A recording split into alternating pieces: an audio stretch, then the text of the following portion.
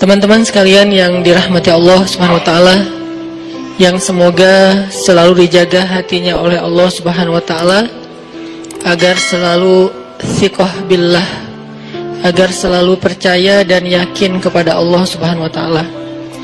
Karena kelemahan kita itu berawal saat kita mulai meragukan Allah.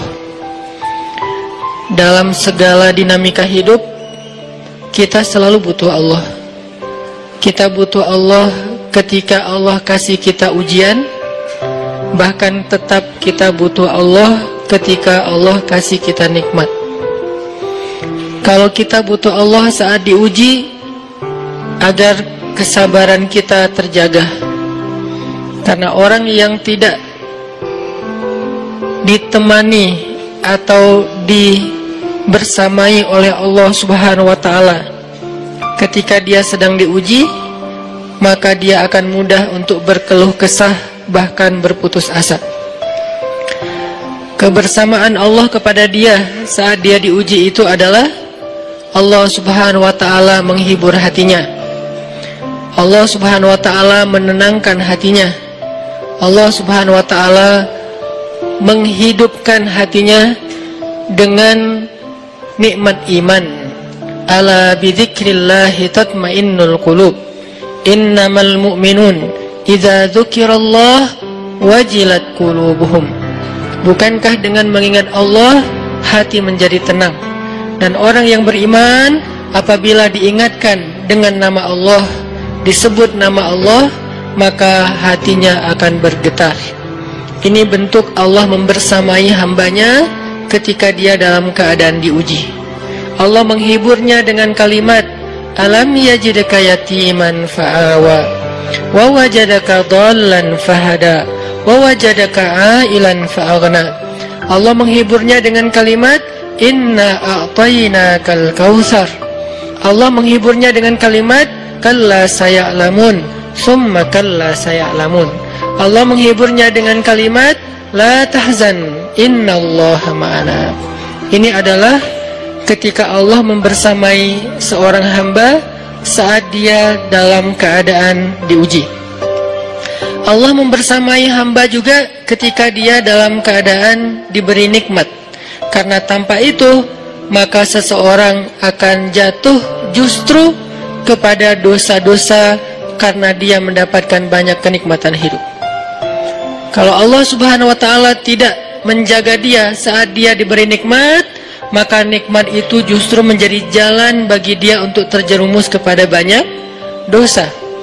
Justru nikmat itulah yang menjadi penghalang bagi dia untuk mengingat Allah. Karena dia sibuk menikmati hidupnya, akhirnya dia terhalang dari mengingat Allah tepat waktu. Sibuk menikmati hidupnya, terhalang dari Allah untuk bangun tengah malam. Karena dia tidurnya larut. Kenapa tidur larut? Karena terlalu banyak yang harus dia nikmati sebelum tidur.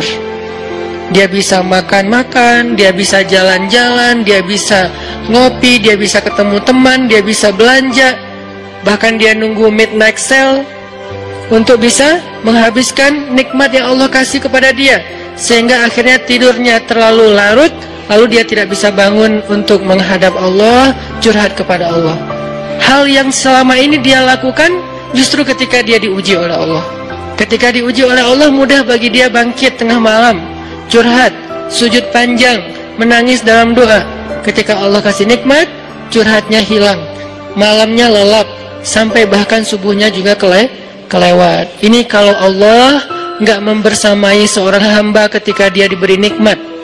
Sehingga orang yang seperti ini, kalau dalam keadaan seperti ini terus-menerus dalam jangka waktu yang lama, nanti dia akan terjebak di dalam istid.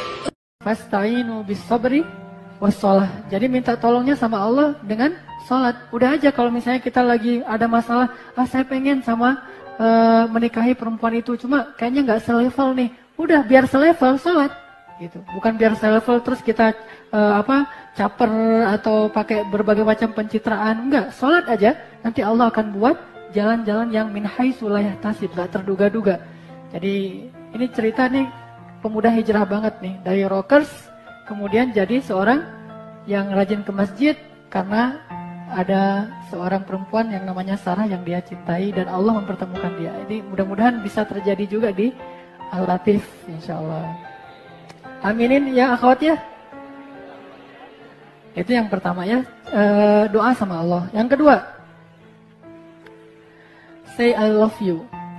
Nah, pernah nih ada seorang sahabat lagi duduk sama Nabi, tiba-tiba datang seorang laki-laki. Terus sahabat ini bilang ke Nabi, ya Rasul, saya itu cinta sama laki-laki itu karena kesolehannya. Jadi cinta karena Allah.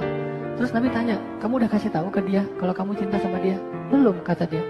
Kata Rasul, kalau kamu mencintai seseorang, katakan kepada dia, ana uhibbuka fillah. Kalau kepada sesama laki-laki, kalau kepada perempuan kan bukan ana uhibbuki fillah, I love you. Kan gitu aja ya, biar lebih berasa gitu kan. Say I love you.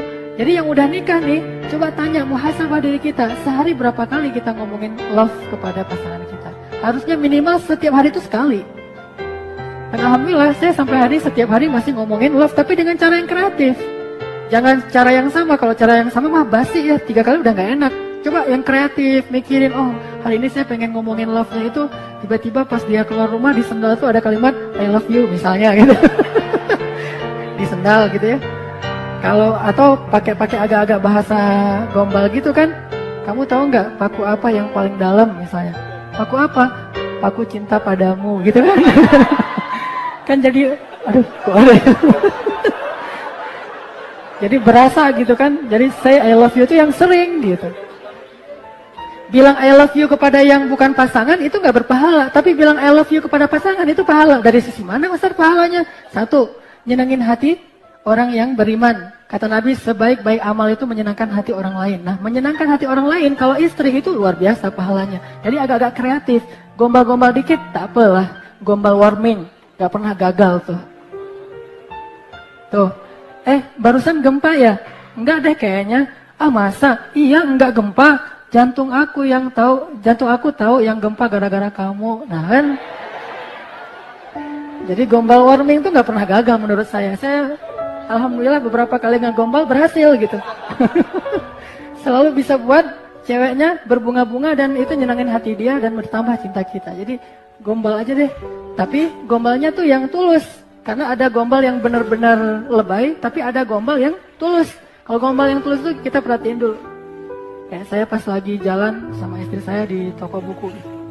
Saya duduk aja dari jauh perhatiin. Pas sudah nanti ketemu dia, kenapa ya aku kok pas di toko buku tadi nggak nyaman banget? Kenapa? Sakit ya? Kata dia. Gitu kan gitu ya? Enggak, soalnya aku ngerasain jantung aku tuh nggak ada di dalam. Soalnya lagi jalan-jalan nyari-nyari buku kamu gitu kan? Itu kan terasa, oh ya gimana gitu. Ya Andre Taulani gitu deh. Tapi saya nggak ngelihat Andre Taulaninya ya, emang spontan aja keluar. Pertama memang dulu ada bakat sastra dikit, ditambah lagi berbunga-bunga, katain aja.